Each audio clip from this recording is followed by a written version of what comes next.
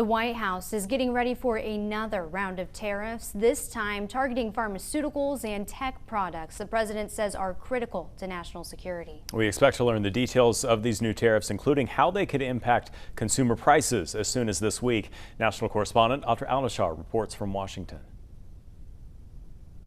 At the White House, a new week brings new rounds of incoming tariffs. We don't make our own drugs anymore. We want to make our chips and semiconductors and other things in our country. Pharmaceuticals and semiconductors will soon be subject to special categories of tariffs. And all I have to do is impose a tariff. The more, the faster they move in.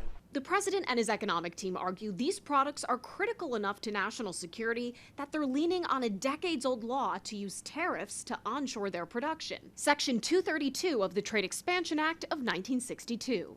And so the example I like to use is if you have a cannon, but you're getting the cannonballs from an adversary, then if there were to be some kind of action, then you might run out of cannonballs, might not be a good thing. The White House having to clarify after a memo went out Friday night showing 20 categories of tech products like semiconductors, smartphones, and data processing machines were exempt from reciprocal tariffs, leaving many in the tech industry to believe they were off the hook in this trade war.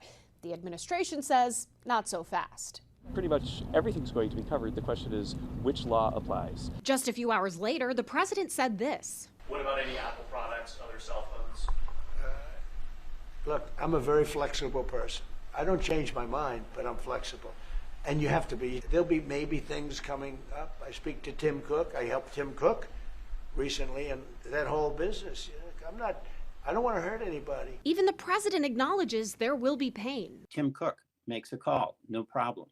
But if you're a small manufacturer, like we have one here in Vermont, that imports about $1 million worth of parts from China, they're going to go out of business with these tariffs. In a new CBS poll taken between Tuesday and Friday of last week, 58% of Americans say they oppose President Trump's new tariffs, while 42% support them. 75% think they will increase prices in the short term, and 48% think they will raise them in the long term. In Washington, I'm Audrey Alnashar reporting.